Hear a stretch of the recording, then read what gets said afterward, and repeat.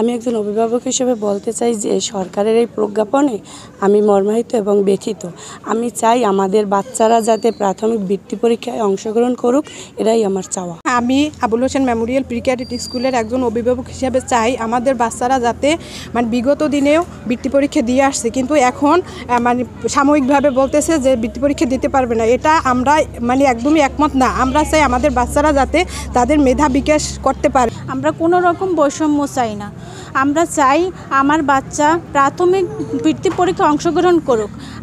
আমাদের বাচ্চারা কেন এখন মাঠে নামবে, কেন লেখাপড়া রেখে মাঠে আসবে? আমাদের সরকারের কাছে এইটাই দাবি, আমার বাচ্চা প্রাথমিক বৃত্তি পরীক্ষায় অংশগ্রহণ করুক। এবছর বৃত্তি পরীক্ষার জন্য প্রস্তুতি নিচ্ছি। সরকার আমাদের বৃত্তি থেকে বিরত রাখার চেষ্টা করছে, আমরা এই বৈষম্য মানি না। এবছর বৃত্তি পরীক্ষার জন্য আমি প্রস্তুতি নিয়েছি। সরকারের বৈষম্য করার কারণে আমরা এই বৃত্তি পরীক্ষাটি দিতে পারছি না, কিন্তু আমরা বৃত্তি পরীক্ষায় অংশগ্রহণ করতে চাই। 17 জুলাই 2025 প্রাথমিক ও গণশিক্ষা মন্ত্রণালয় একটি বিতর্কিত প্রজ্ঞাপন জারি করেছে। সেই প্রজ্ঞাপনের মূল বিষয়, বাংলাদেশের যত কিন্ডারগার্টেন স্কুল আছে তারা প্রাথমিক বৃত্তি পরীক্ষায় অংশগ্রহণ করতে পারবে না। আপনারা দেখেছেন 2009 সালে একটি প্রজ্ঞাপনের মধ্য দিয়ে এদেশে সকল শ্রেণীর ছাত্রছাত্রী বৃত্তি পরীক্ষায় অংশগ্রহণ করতে পেরেছিল। 2009 থেকে 2020 সাল পর্যন্ত এভাবেই চলছিল। হঠাৎ করে এই বিতর্কিত শিক্ষা উপদেষ্টা তিনি কোনো কিছু না বুঝে শুনি তিনি একটি প্রজ্ঞাপন জারি করেছেন, যেই প্রজ্ঞাপনের মধ্য দিয়ে এদেশের শিক্ষা ব্যবস্থাকে ধ্বংস করার পায়তারা মাত্র।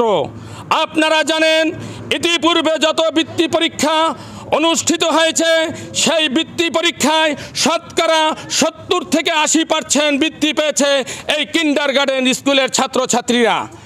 আপনারা বিভিন্ন মিডিয়ায় দেখতে পাচ্ছেন এই বাংলাদেশের সরকারি প্রাথমিক বিদ্যালয়ের স্কুলগুলোর দৃশ্য। সে জায়গায় ছাত্র নেই, লেখাপড়া নেই, এই কারণেই অভিভাবকরা সচেতন বিদায় তারা কিন্ডারগার্টেন স্কুলে বাচ্চাদের পড়াশোনা করায়। এই শিক্ষা ব্যবস্থাকে ধ্বংস করার জন্য ভারতীয় তাবেদার এখনও বাংলাদেশের বিভিন্ন আনাচে কানাচে তারা বিরাজমান রয়েছে এবং এদেশের শিক্ষা ব্যবস্থাকে চিরতরে ধ্বংস করার জন্য তারা গভীর ষড়যন্ত্রে তারা লিপ্ত হয়েছে। আমরা এই প্রজ্ঞাপনকে ঘৃণাভরে আমরা প্রত্যাখ্যান করছি।